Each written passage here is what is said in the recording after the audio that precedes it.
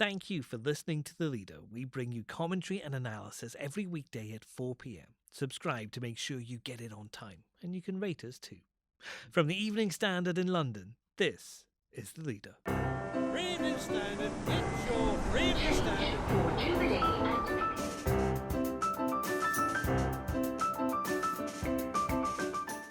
Hi, I'm David Marsland. Transport for London has stripped Uber of its licence to operate in the city. Uber has become a way of life for millions of Londoners. This is how people get about town, how they get their children about town, and I don't think this decision quite tallies with that. Our City Hall editor Ross Lydell on what that means and what happens next as the Standard calls for the service to stay on the road. Also, Theresa May appears to be the Tories' secret weapon. She's been there twice. She's now a celebrity. Who knew that? Julian Glover and Ayesha Hazarika on how the parties are fighting for your vote as the deadline to register looms. And to the rest of you luxuriating in this magnificent Frank Matcham auditorium, thanks for listening to an old boy.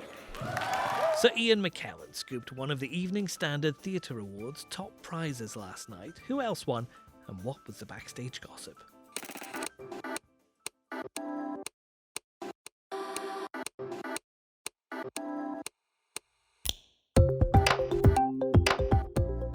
Taken from the Evening Standard's editorial column, this is The Leader. For the whole thing, pick up the newspaper or head to standard.co.uk/comment. In a moment, why we think Uber should keep its licence to drive in London.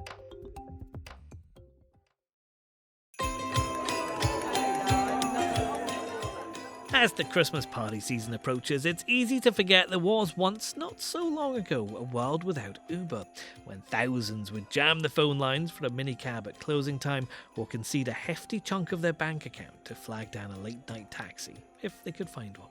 Uber's ride-hailing app changed all that, but for the second time in 2 years, Transport for London's taken away its licence to operate over passenger safety fears. Uber says it will appeal and its cars remain on the road for now. Our editorial column hopes they'll stay there. TfL is playing tough. It has found that Uber's app isn't secure and that systems have allowed unauthorised drivers to upload their photos to accounts that were not theirs. Which means it says that on at least 14,000 trips, people were not insured and the driver was not the person they thought they had booked. The company says the decision is extraordinary and wrong. It will appeal, which means the service will keep running as Christmas approaches. It has been here before and survived, and Uber says that it has fundamentally changed our business over the last 2 years and are setting the standard on safety. TfL concedes that's true. Its action, it argues, is a very clear shot across the bows, rather than a fatal aim intended to take out the service for good. Let's hope that's right. London needs to be a city that welcomes innovation and new technology, not one that drives it away. Our City Hall editor Ross Lydell has been covering this story. Ross, what's gone wrong for Uber here? Well, what has gone wrong is largely the system has become so big and complex, and that people, or certainly drivers, some drivers, I think it's important to say, have worked out how to manipulate the app to do some rather potentially naughty, illegal and dangerous things. Is it a big problem? If we look at the numbers, there are about 3.5 million Londoners use Uber. There are about 45,000 Uber drivers. TfL said today that it was aware of about 14,000 problem journeys where that driver may not have been the person on the app, as in they may have changed their picture with a colleague. So 14,000 is quite a sizable number. There's about 43 drivers thought to have been involved in this scam, shall we call it. Each one of those instances does have the potential to be a very serious incident in itself. So TfL's getting really tough then, aren't they? Yes. I think it's fair to say it's taking its regulatory responsibilities very seriously. It's not a political decision. They're very keen to emphasise that, and they're saying that Sadiq Khan, even though he is the chair of Transport for London, was not personally involved in this decision. This is entirely due to the regulations that TfL has to uphold that it's made this decision today. Will we be able to get Ubers for our Christmas parties, which is probably the most important question that people are thinking right now? Well, exactly, because probably a lot of people will be reading this story, hearing about it and thinking, how do I get my teenager home? How do I get myself home after the office Christmas party? The good news in that sense is that things will continue as normal up until the court hearing, which is probably likely to be next summer and so on. When TfL first withdrew Uber's licence, it took about 8 months to come to Magistrates Court, and they are allowed to continue operating legally until any appeal is heard. So this has become quite a long saga between TfL and Uber. Is there a likelihood of Uber being kicked out of London? I think the likelihood of Uber being kicked out of London is very small. Uber has become a way of life for millions of Londoners. This is how people get about town, how they get their children about town, and I don't think this decision quite tallies with that, and I think that's possibly why Sadiq Khan might find himself open to criticism here as well, and that he's not essentially keeping tabs with the reality of day-to-day life for so many people, because in the end he has to balance up the level of risk, and while there might be a small risk of something going wrong in an Uber cab, the risk to people who are not able to get an Uber might be higher. For example, are you more at risk if you can't get a cab home late at night and you then have to get a night bus or walk from a bus stop or miss the last tube home? Next. The postal boats are going out now. So in some constituencies, when I was in talking to activists at the end of last week, they think 20% of the votes will be cast by the end of the week. Julian Glover and Ayesha Hazarika assess which party's the most effective at luring voters as the deadline to register approaches.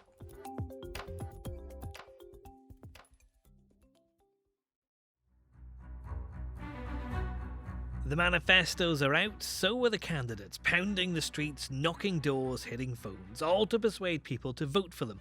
Margins in some areas are tight. Turnout is vital, and the Stand is urging everyone who can to register to vote. Before every general election, you can hear the same tired complaints.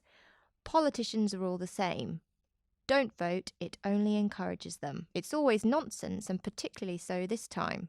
The country has never been offered such wildly different takes on its future. On spending, on Brexit, on the size of government, the manifestos are far apart. You might not like the main parties or their leaders, but the choice matters. So whatever else you do next month, we'd encourage you to vote. And to do that, you need to be on the electoral register. If you are not and you qualify, it is simple to do online.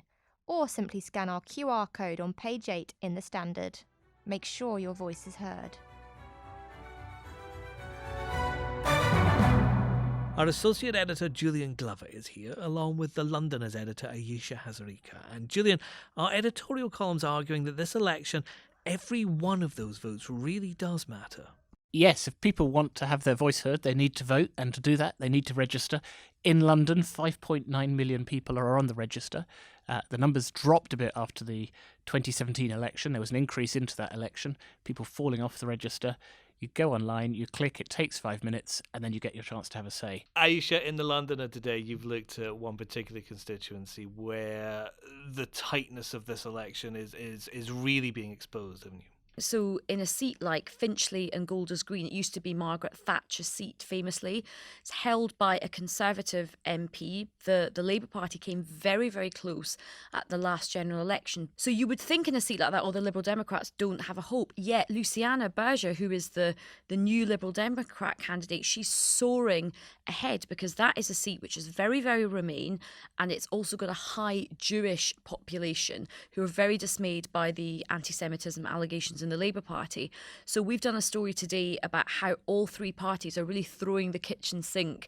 Theresa May appears to be the Tories' secret weapon. She's been there twice. She's now a celebrity. Who knew that?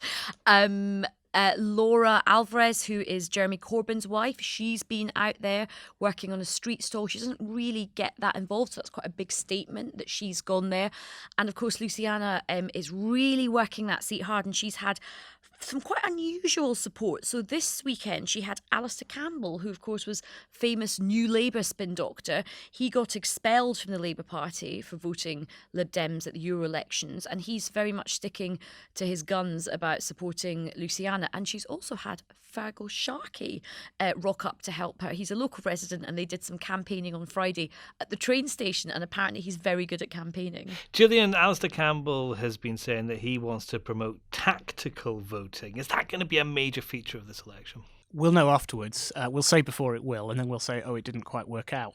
It will in 1 or 2 seats, and that might be one of them. There are places where it's quite clear somebody could win and beat the party that lots of people don't like if everybody rallies behind the other side. By the way, just on these celebrity campaigners, I do feel sorry for the voters because it's really a care home for sort of former people in politics. The idea that and Fergal Sharkey. Well, he's probably rather more popular. But the idea that Jeremy Corbyn's wife is going to make any difference at all, and literally anybody will recognise it. I was in Sheffield Hallam watching the Lib Dems for a piece I've written today for the paper, and they had all sorts of people. They had Jo Swinson, and I met one woman and local Sheffield person, and I said, what do you think about Jo Swinson? And she just said, who's Jo Swinson? And I felt a bit sorry for her at that point, as she was besieged by Lib Dems trying to persuade her otherwise. They had Dick Newby, a former party chair, I think, and they were saying he's coming canvassing, and you thought the people of Sheffield are not going to know. Things got so bad for the people at Canterbury that I was billed as a celebrity. But you are. Person. That is how bad things got. We're expecting you in the jungle very soon,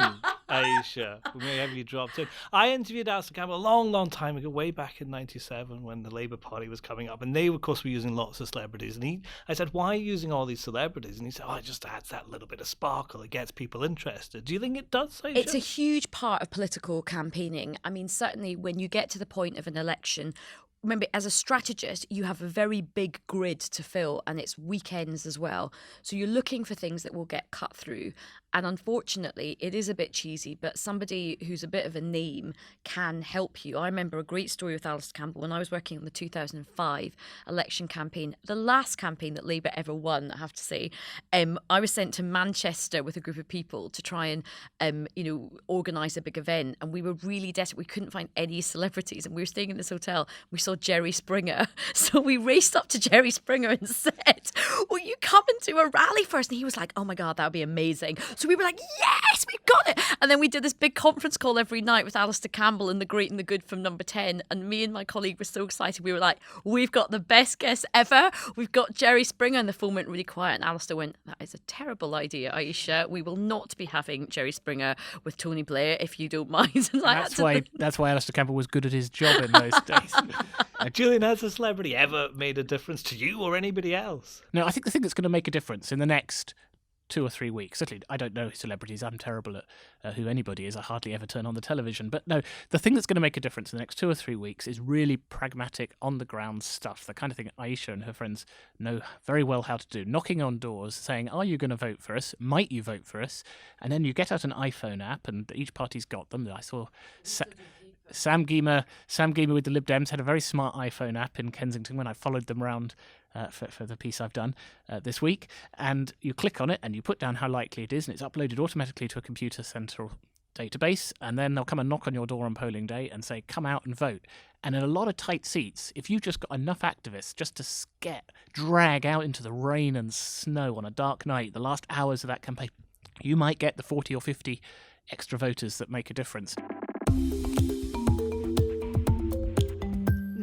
Andrew Scott! The brightest stars of the London stage gathered to celebrate the 65th Evening Standard Theatre Awards, with prizes given out to stars like Best Actress Dame Maggie Smith. I was so thrilled to actually be back on the stage again. It was a terrific feeling, and I do thank the Evening Standard for giving me this award. And Best Actor Andrew Scott. Feels fantastic. We had an amazing time. It's lovely. It's lovely to be here and celebrate that. Yeah. It was a very big night hosted by Kush Jumbo from The Good Fight at the Coliseum, and our digital arts editor Jessie Thompson was there for all of it. Jessie, how was it? It was a brilliant night. We had over 600 of London's drama students there, and they just brought some incredible energy. And Kush Jumbo was the host? Yes. Please welcome someone who has played a Power Ranger, a princess, and is soon to be one of Charlie's brand new angels. It's Naomi Scott!